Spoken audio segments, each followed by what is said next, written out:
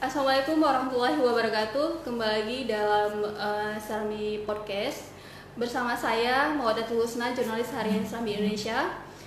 Syederalun, kali ini kita mengangkat dalam edisi Bincang Publik, yaitu dengan tema membangkitkan peran organisasi perempuan di tengah COVID-19.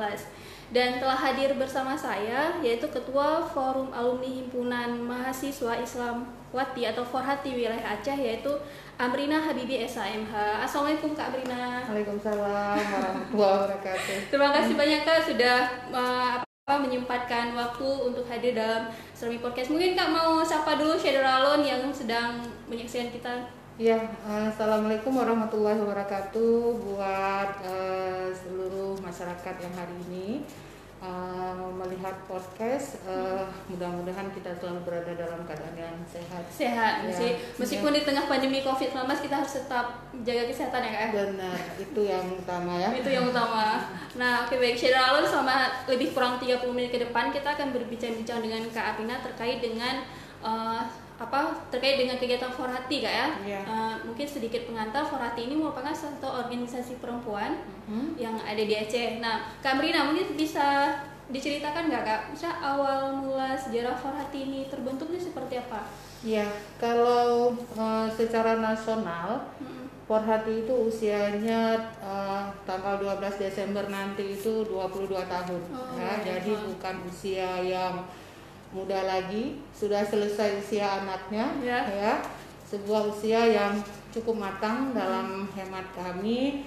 Dalam konteks Aceh, kita baru berjalan selama 5 tahun ya, dari tahun 2015 sampai dengan sekarang.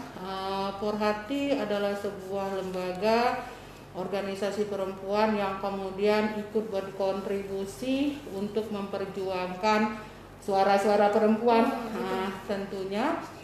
Dan karena kita adalah kawan-kawan yang berhimpun di organisasi Forhati ini adalah para intelektual ya, kita adalah orang-orang yang tentunya sudah pernah mendapatkan pendidikan secara akademis, dan kerja-kerja Forhati ini tidak pernah lepas dari sebuah kata yakusa ya, yakin usaha sampai, dan itu menjadi nilai ya, nilai strategi yang kemudian berpengaruh pada program-program yang kita lakukan. Nah, untuk Aceh secara jumlah Forhati itu tidak kurang hari ini dari 300 intelektual perempuan ya di dalamnya, dengan berbagai ragam profesi, ada doktor ya, begitu. Ada juga pakar ekonomi di dalamnya. Dan kalau secara kelembagaan, hari ini kita ada di 13 wilayah di Aceh. Iya, benar. Itu maksudnya perwakilan Forhati Kak? Iya, kita punya majelis wilayah ya. Seperti saya ini kan adanya di provinsi sebagai ketua majelis wilayah, dan kemudian ada majelis daerah, dan itu ada di level kabupaten kota. Iya.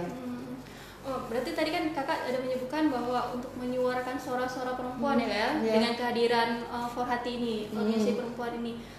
Contohnya itu seperti apa ya nih Pak yang pernah kita suarakan? Yang pertama tentu kita fokus pada peningkatan kapasitas ya.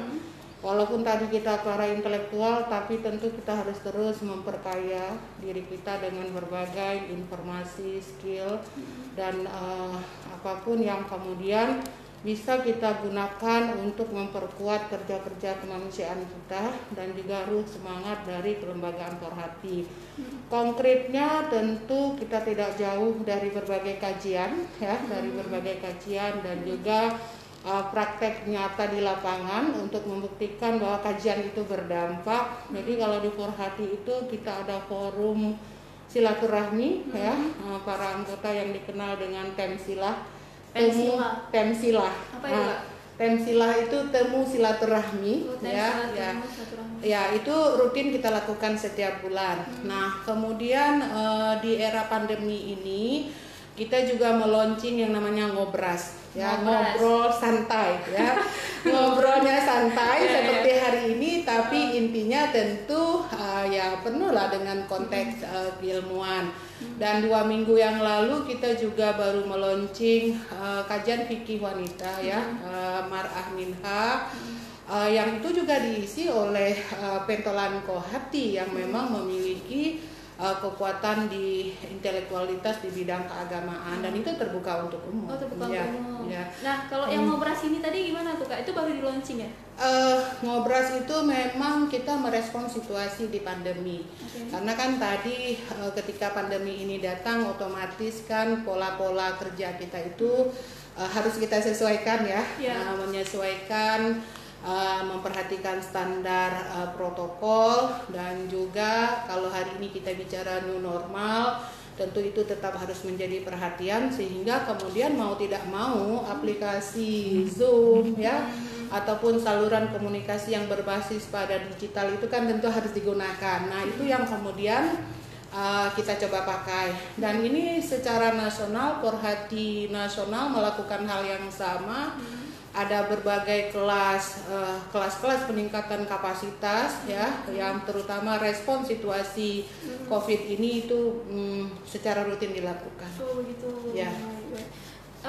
Tadi kayak saya masih menarik tentang ngobras ya. Itu ngobras tuh kayak macam mau obras pakaian kan? Bukan ngobras pakaian ya. Iya. Bukanya sedikit kan. Jadi kayak jadi kayak ngobras itu kan kayak itu kan obras pakaian jadi ya. Tapi ngobras ngobrol santai. Kan baru di launching ya Pak? Iya benar. Nantinya tuh tema-tema yang akan diangkat itu apa aja nih Kak? Temanya tematik ya. Yang pertama tadi kita kan punya visi misi ya. Punya visi misi lembaga, dan tentu ada bidang-bidang juga di Porhati ini. Temanya tentu memastikan mandat bidang itu terlaksana. Jadi kayak kemarin tema yang kita angkat adalah perempuan dan perdamaian. Perempuan dan perdamaian. Jadi ada situasi khusus yang juga sedang terjadi di daerah kita, dan itu kita pakai dan kemudian dilitkan dengan fungsi dan tusi dari bidang. Nah, nanti misalnya ke depan kita akan bicara soal ada ngobras bagaimana para ibu-ibu khususnya anggota kita dan tidak menutup diri buat yang lain punya kecakapan untuk memanfaatkan waktu luang di rumah yang semakin besar dengan kreativitas, misalnya ada produk olahan gitu kan. Dan Porhati punya itu. Beberapa anggota kita itu misalnya jago di usaha industri rumahan, ada produk olahan terasi, bumbu makanan yang sudah dengan packaging yang bagus, dan kita bermitra dengan koperasi insan kita. Ya. Jadi nanti olahan itu bisa dijual di koperasi. Benar, benar. Jadi temanya akan terus bergulir tematik sesuai dengan kebutuhan isu yang sedang terjadi. Kita juga punya diskusi yang besar terkait dengan soal membangun ketahanan keluarga, dan itu menjadi tema nasional. Ya, bagaimana perempuan-perempuan khususnya Porhati ini bicara soal punya sistem, punya mekanisme, dan punya andil untuk memperkuat ketahanan keluarga. Ya, karena kan apalagi di pandemi ini itu menjadi klausul yang sangat penting.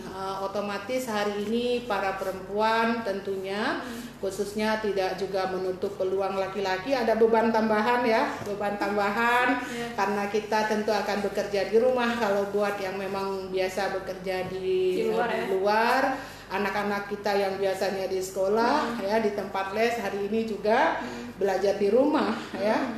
Nah, ini juga butuh satu keterampilan, kalau enggak nanti berujung pada stres ya kan.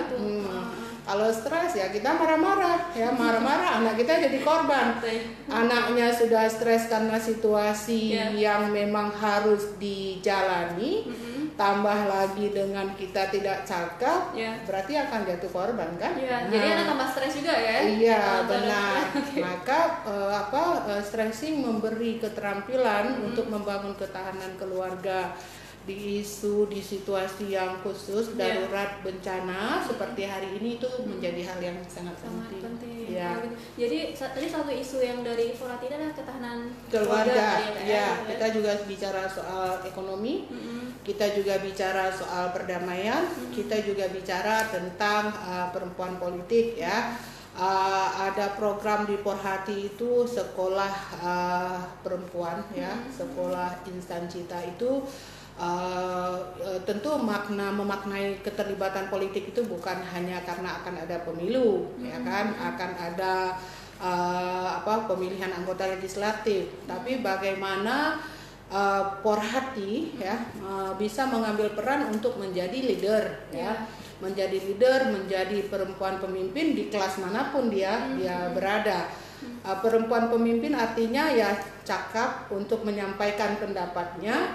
Bagaimana kemudian kita mempengaruhi agar pendapat kita itu didengarkan oleh orang lain, minimal sekali adalah pasangan hidup kita, anak-anak kita, dengan cara-cara yang kooperatif dan juga tentunya menghargai perbedaan pendapat dengan orang-orang yang kita hadapi. Ya. Itu baik. Nah, kalau yang terkait dengan ketahanan keluarga itu bentuknya diskusi nanti atau seminar atau bagaimana kita undang ini? Kita dia kan tadi passionnya kan ngobras ya, diskusi virtual. Ada rencana kita memang misalnya sebenarnya itu rencana awal di bulan April kita memang mau melakukan offline seminar dengan menghadirkan tokoh-tokoh kunci Porhati yang menurut kita adalah senior-senior yang secara kompetensi intelektual misalnya sudah bergelar doktor. Kita punya lebih dari 10 doktor kalau di Aceh dan mereka itu ada di Koro Porhati. Kita mau mereka bicara gitu ya, seminar. Nah, itu sempat tertunda. Tapi sekarang di kepanitiaan yang sudah kita tunjuk sedang menggodok kembali dan mudah-mudahan kalau situasinya sudah baik di Desember kita akan melakukan seminar besar. Terkait dengan ketahanan keluarga tadi. Benar. Nah itu ya. Tapi jika kondisi tidak cukup baik, acara ini tetap akan kita lakukan secara virtual. Atau meeting Zoom misalnya. Benar. Ya. Karena ini menarik ya Kak. Karena apalagi sekarang lagi di pandemi nih. Kayak tadi anak-anak belajar di rumah, kemudian juga jadi tambahan bagi orang tua untuk mengajar anak-anak. Di samping orang tua masak kan, jadi segala macam, itu kan bakalan nimbul ini ya kan? Kalau tidak bisa dikelola dengan baik, artinya kan kita memang butuh kecakapan ya, butuh kecakapan. Maka kalau kita bicara bagaimana sebenarnya kita bisa mengambil peran di organisasi kan ada dua hal. Apakah kita bisa menghidupkan organisasi? Ketika organisasi itu hidup dan kita bisa hidup di dalamnya kan itu ya. Nah untuk ke sana kan tentu ada beberapa hal yang harus dilakukan oleh semua pimpinan organisasi perempuan beserta dengan perangkatnya. Kalau menurut saya yang pertama adalah peran itu tidak akan pernah baik ketika sebuah lembaga atau organisasi perempuan tidak melakukan review terkait dengan mandatnya.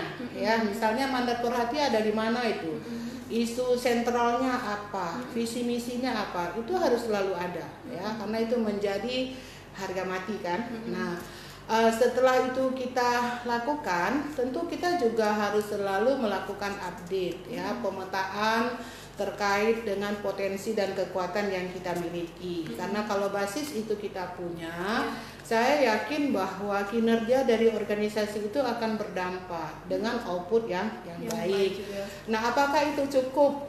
Tentu enggak ya. Nah, tapi kita juga harus membangun yang namanya jaringan ya, kerjasama, kolaborasi.